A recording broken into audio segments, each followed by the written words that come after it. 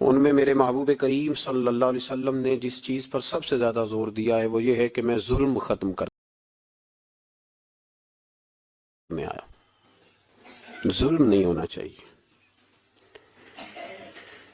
ایک تو ہے کسی کو مارا جائے، اس کے منہ پر اس کو گالی دی جائے، اس کو ستایا جائے، اس کے راستے میں کانٹا بچھایا جائے، اس کو پتھر سے، تھپڑ سے، ڈنڈے سے، تلوار سے مارا جائے. یہ تو ایک بہت بڑی بات ہے. اسلام یہ کہتا ہے کہ تو اپنے گھر کے اندر بیٹھ کے بھی کسی مسلمان کے خلاف بات بھی نہ کر. اتنا زیادہ پابند مذہب. اپنے گھر کی چار دیواری کے اندر بیٹھ کر بھی کسی مسلمان کی برائی کرنے کی، صرف زبان سے سازش کرنے کی بات نہیں، اس کے خلاف منصوبہ بندی کرنے کی بات نہیں، اس کو لوگوں کو اس کے خلاف ابھارنے یا اکسانے کی بات نہیں، خالی اس کے خلاف گفتگو. اور وہ والا عیب جو اس میں پایا جاتا ہے، وہ عیب جو اس میں موجود ہے، وہ عیب بھی تجھے گھر کے اندر بیٹھ کر نجی اور ذاتی محفل میں بھی بیان کرنے کی اسلام اجازت نہیں دیتا. اور اسلام نے اس کو غیبت کا نام دیا.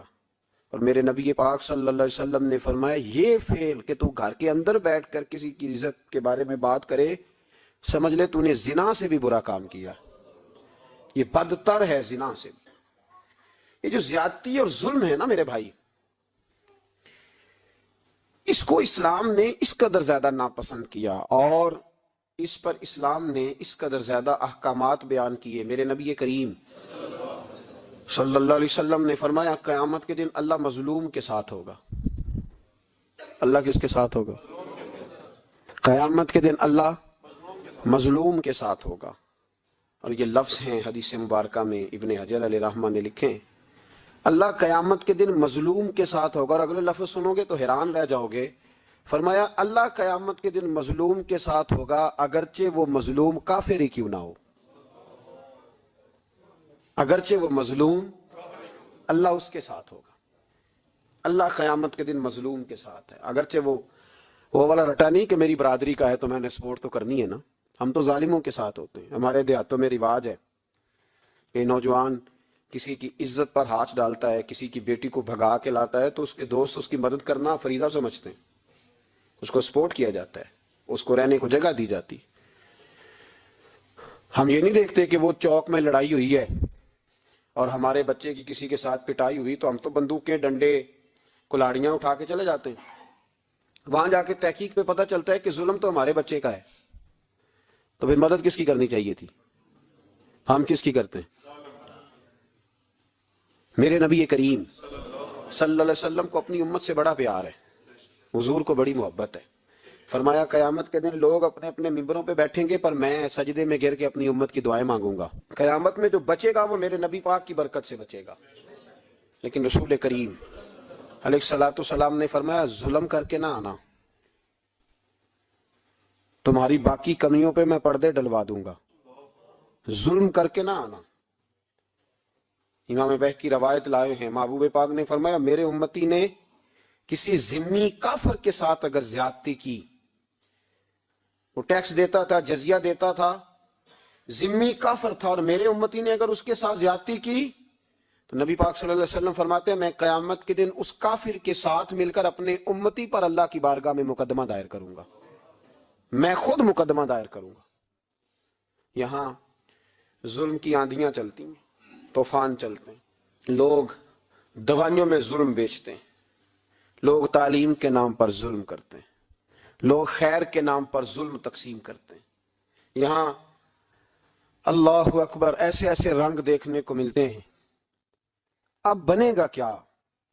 کیا ہر زینب اسی طرح تڑپ کے چلی جائے گی؟ اس کا رزلٹ کیا نکلے گا؟ ہمارے یہاں تو نمبر گیم چلتی ہے. سیاستدان شعر لکھ کے لاتے ہیں، وہ ٹی وی پہ بیٹھ کے ایک دوسرے کو نیچا دکھانے کی کوشش کرتے. ساری سیاسی جماعتوں کے سربراہوں کو وہاں ہونا چاہیے تھا کہ نہیں ہونا چاہیے تھا؟ کیوں نہیں بولتے آپ لوگ؟ آپ کب بولیں گے؟ ابھی بھی وقت نہیں ہے آپ کے بولنے کا. ان کو وہاں ہونا چاہیے تھا کہ نہیں ہونا چاہیے تھا؟ یہ آپ کے نمائندے، ان کو ہونا چاہیے تھا وہاں. میرے نہیں ہیں، اللہ جانتا ہے، ایک بھی نہیں ہے ان میں سے.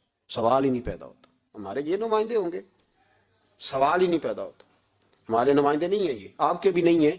پر تھوڑا سا وقت اور رہ گیا ہے، پھر انشاءاللہ سارا پاکستانی سمجھدار ہو جائے گا، یہ کسی کے بھی نہیں ہے۔ میرے بھائی نمبرنگ ہو رہی ہے۔ میں رات گجرات میں تھا تو میں کہہ رہا تھا کہ ایک صاحب کہنے لگے مجھ سے وہاں کے پنجاب کی حکومت کو ریزائن کرنا چاہیے تھا کہ نہیں کرنا چاہیے تھا، تو میں نے کہا ریزائن وہ کرتے ہیں جن کے اندر کو تھوڑا بہت شرم کا مادہ ہوتا ہے، یہ لوگ ریزائن کریں گے؟ یہ کیسے کر سکتے ہیں؟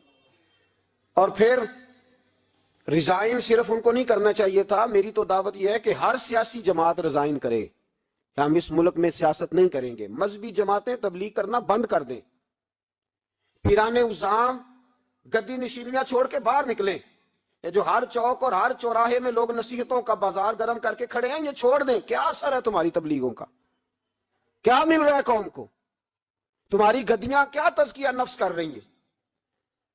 اور ہر اس آدمی پہ مقدمہ ہونا چاہیے جس کے موبائل میں گندی فوٹو ہے، ہر وہ آدمی مجرم ہے جو گند دیکھتا ہے، گند آگے تقسیم کرتا ہے۔ ایسے ہی ایک دو آدمی کا نام لگا کے چپ کر گئے ہو، صبح قیامت کے دن اس زینب کے خون کے حساب میں مجھے بھی پوچھا جائے گا اور آپ کو بھی پوچھا جائے گا۔ ہر ایک آدمی دوسرے پہ بوجھ ڈال کے خاموش ہو جاتا ہے۔ حکومت نے غلط کیا، حکومت بنوائی کس نے تھی؟ کس نے ووٹ دیا تھا؟ برابر کے شریک ہیں ان کے جرموں میں جو ان کو ٹھپے لگاتے ہیں، چپ کر جاتے ہو تنقید کر کے۔ حضرت سیدنا امام مالک رحمت اللہ علیہ فرمایا کرتے ظالموں کا مددگار بھی ظالم ہوتا ہے، تو ان کو ٹھپے لگانے والا ظالم نہیں ہوتا؟ وہ نہیں مددگار ظالموں کا؟ ابھی تک لوگ کہہ رہے ہیں مولانا آپ سخت جملے کہتے ہیں، آپ سخت جملے کہتے ہیں، آپ بچیں۔ میں نے کہا تمہیں پتہ نہیں نا، تمہیں خبر نہیں، تم اس زیادتی کا شکار نہیں ہو، تمہیں کیا پتا۔ میرے ایک چچا کا بیٹا تھا، اکلوتا تھا، وہ رستے میں جاتے ہوئے کسی کی گولی کا شکار ہو گیا۔ میں تھانے گیا پرچہ کٹوانے، طالب علمی کا زمانہ تھا، جب میں گھر سے نکلا تھا تو میری جیب میں 2 روپے تھے۔ میرے تو ابا جی بڑی دیر پہلے انتقال کر گئے۔ چچا کی یہ حالت تھی کہ وہ بیچارے اٹھنے کے قابل نہیں رہے، ایک بیٹا تھا۔ اور میں جب تھانے گیا تو میں نے پرچہ کاٹنے والے سے کہا کہ قتل ہو گیا ہے، پرچہ کٹوانا ہے۔ اور ڈاکٹر یہ کہتا ہے، ڈاکٹر یہ مسیحا بنے پھرتے ہیں قوم کے، وہ کہتا ہے لاش کو ادھر رکھو اور پہلے پرچہ کٹوا کے لاؤ، پھر پوسٹ مارٹم کریں گے۔ اس نے بھی ایک ٹیلی فون کرنا گوارا نہیں کیا۔ یہ سارے ظالم ہیں الا ماشاءاللہ، یہ سب کٹہروں میں آئیں گے، ان سب کو حساب دینا۔ ان کی گودوں میں بیٹھنے والے مولوی اور پیر سب سے پہلے وہ لٹکائے جائیں گے، سب سے پہلا نمبر ان کا ہے۔ میں نے جا کے کہا پہلے پرچہ کٹواؤ پھر پوسٹ مارٹم شروع۔ میں نے کہا پرچہ، تو پولیس والا مجھے کہنے لگا ایک پیلسنوں کا ڈبہ لاؤ۔ یہ نمائندے ہیں ہمارے، یہ ہماری حفاظت کرنے پہ ہیں، تم نے خود اپنے لیے پولیس بنائی ہے۔ زینب کا چچا کہتا ہے جب میں تھانے گیا تھا پرچہ کٹوانے تو مجھے پولیس والے کہتے تھے اگر مالٹے ٹھنڈے ملتے ہیں تو لے کے آ۔ اور زینب کا چچا کہتا ہے کہ وہ مجھے کہتے تھے کہ جا نیسلے کی 2 بوتلیں لا، پانی پینا ہے۔ اس ملک پہ بسنے والوں کا کوئی وارث نہیں، کوئی نہیں ان کا والی وارث۔ اور کہتے ہیں کوڑے میں پڑی لپٹی ہوئی خون سے لاش، اور مجھے پولیس والے کہتے ہیں فلانے نے لاش ڈھونڈی ہے، اسے تو پہلے 10,000 دے لے۔ میں ظالم ہوں، آپ ظالم ہیں، جنہوں نے ان ظالموں کو اپنا سپہ سالار بنایا ہے۔ تیاری کر رہو اللہ کے حضور۔ میں نے پوچھا رب کریم سے مولا تو بتانا رزلٹ کب نکلے گا؟ تو رب کریم نے فرمایا دنیا تو غافل ہو سکتی ہے، وَلَا تَحْسَبَنَّ اللَّهَ غَافِلًا عَمَّا يَعْمَلُ الظَّالِمُونَ۔ کر جا کے سورۃ ابراہیم کی آیت نمبر 42 پڑھو۔ رب فرماتا ہے اللہ غافل نہیں ہے ان لوگوں سے جو دنیا میں ظلم کر رہے ہیں، اللہ ظالموں کے کاموں سے غافل ہے۔ تو پھر مولا رزلٹ کیا ہے؟ فرمایا انما یؤخرہم لیوم، اللہ نے ایک دن کے لیے یہ فیصلے رکھے ہوئے، رب روز عدالت نہیں لگائے گا، اللہ نے ایک دن رکھا ہوا ہے۔ تشخص فیہ الابصار، فرمایا میں ظالموں کو اس طرح لٹکاؤں گا کہ لوگوں کی آنکھیں کھلی کی کھلی رہ جائیں گی۔ میں ظالم کو، رب کریم فرماتا ہے مجھے کوئی غافل نہ سمجھے، وقت آنے والا ہے، وقت آنے والا ہے۔ حضرت وہب ابن منبہ رحمت اللہ تعالی علیہ فرماتے ہیں، آپ فرماتے بنی اسرائیل کے اندر ایک بادشاہ بڑا ظالم تھا، اس نے محل تعمیر کرنا شروع کر لیا، محل بن رہا ہے، محل کے بیچ ایک جھونپڑی آ گئی، کٹیا ایک بوڑھی عورت کی۔ تو بادشاہ نے اس بی بی سے کہا کہ یہ کٹیا، یہ جھونپڑی دے دو، میرے محل کا نقشہ خراب ہوتا ہے۔ تو بوڑھی کہنے لگی میں بیوہ بھی ہوں بے اولاد بھی ہوں. جب میں بیاہ کے یہاں آئی تھی تو میرے ابا نے کہا تھا بیٹی تیرا جنازہ نکلنا چاہیے, تو چلو میں پکا ہوا پھا لوں, تھوڑا وقت رہ گیا ہے, مر جاؤں گی تو تمہارا ہی ہے, میرا کون سا قبالی وارث ہے, چلو زندگی کی جو سانسیں رہ گئی ہیں مجھے یہاں گزار لینے دو. بوڑھی منت کرنے لگی. بادشاہ نے کہا نہیں نہیں, تو پیسے لے اور ہمیں خالی کر کے دے جھونپڑی. بادشاہ نے اصرار کیا تو بوڑھی کہنے لگی نہیں میں نہیں دوں گی. وہ اپنے گھر کے اندر بیٹھ گئی. یوں سمجھ لیجئے کہ بلڈوزر تیار کر کے چھپا دیا گیا. 2 4 5 سپاہی کھڑے کر دیے کہ بوڑھی نے کو ساری زندگی گھر میں تو نہیں نہ بیٹھنا, نکلنا تو ہے نا باہر. جب نکلے نا تو فوراً اس کا مکان گرا دو, 2 4 5 10 مستری اکٹھے لگاؤ, دیوار بنا دو, جس طرح قبضے ہوتے ہیں. بوڑھی کچھ دیر تو چمٹی رہی گھر کے ساتھ, پھر اس کو نکلنا بھی تھا. جب اس نے سمجھا کہ امن ہو گیا ہے پھر وہ بوڑھی باہر نکلی.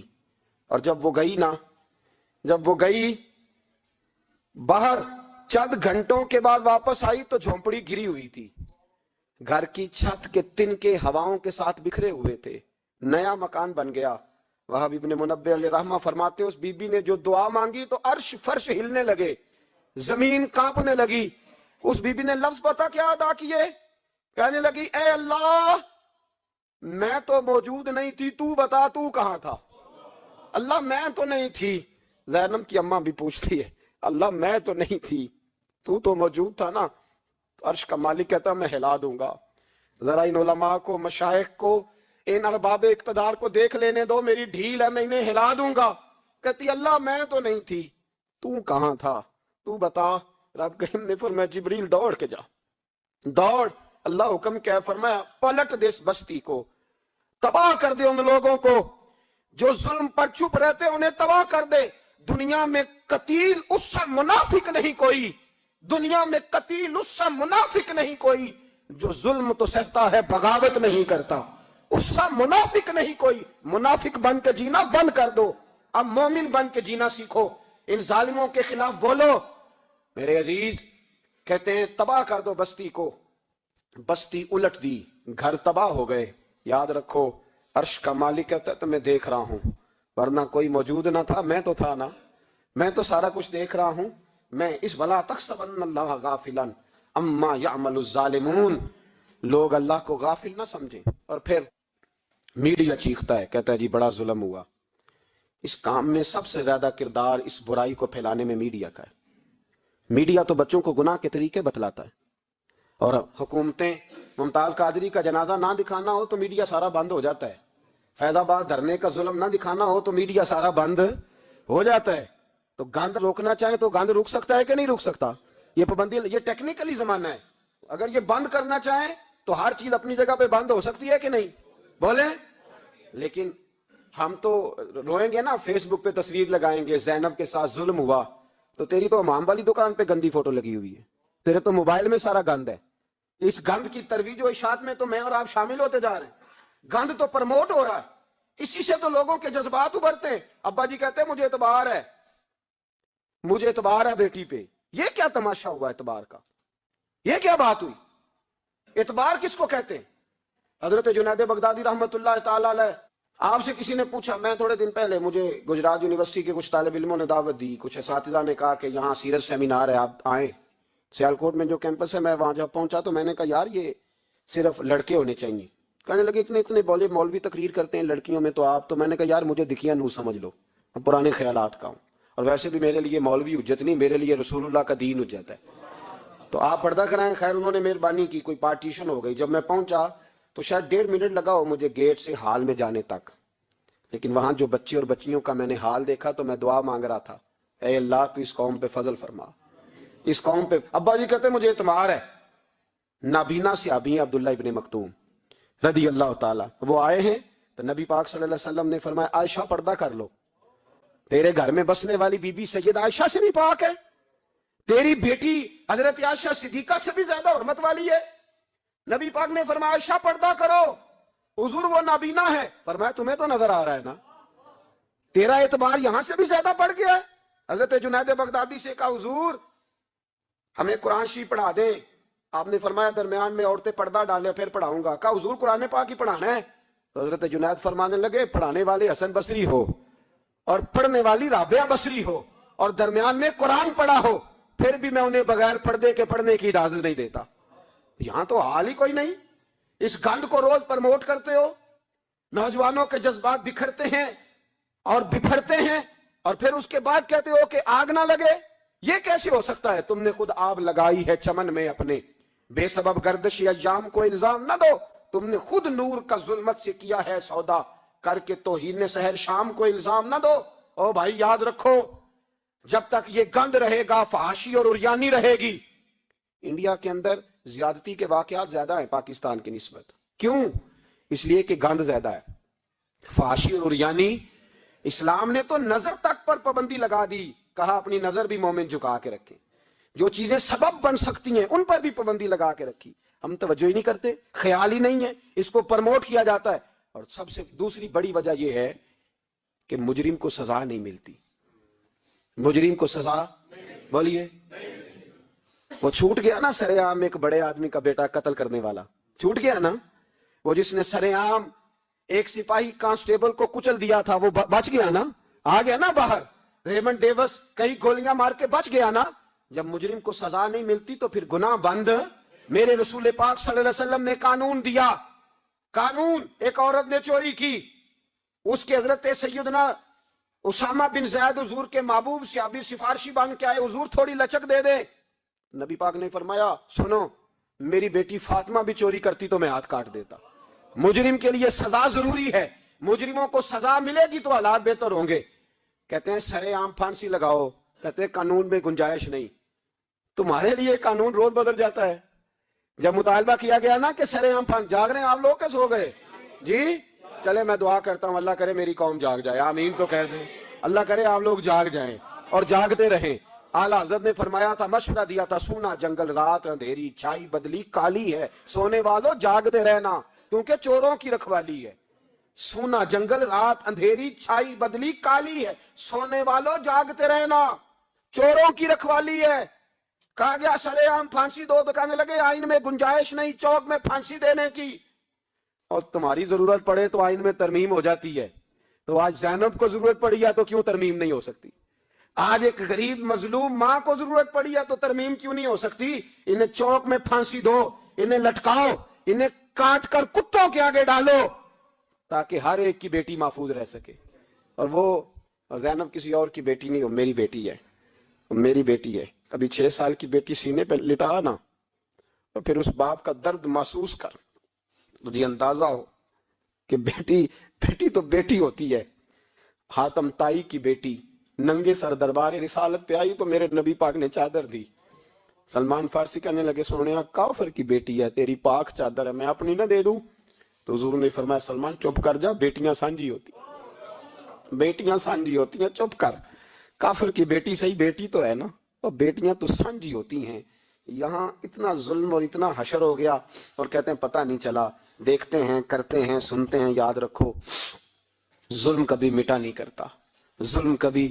اس لیے زینب بھائی، زینب تو میری بیٹی ہے، زینب تو تیری بیٹی ہے، زینب تو امت کی بیٹی ہے، زینب تو پاکستان کی بیٹی ہے، زینب تو ہر اس شخص کی بیٹی ہے جو کسی بھی بچی کا باپ ہے، جو کسی بھی بچے کا باپ ہے، وہ ملت کی بیٹی ہے۔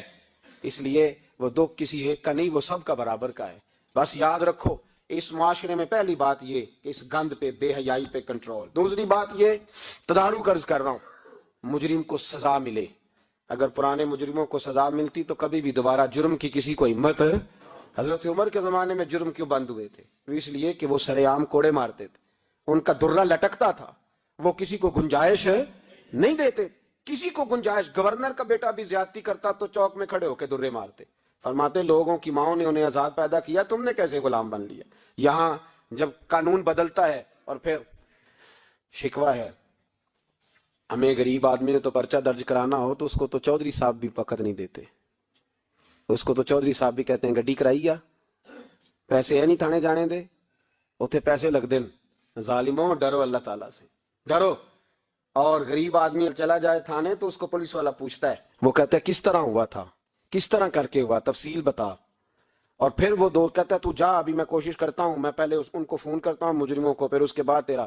اور تگڑے آدمی پہ درخواست آ جائے کبھی تو اس کو فون کر کے پوچھتے ہیں چوری صاحب کی کرنا ہے پرچے دا؟ پھر وہ خود فون کرتے ہو.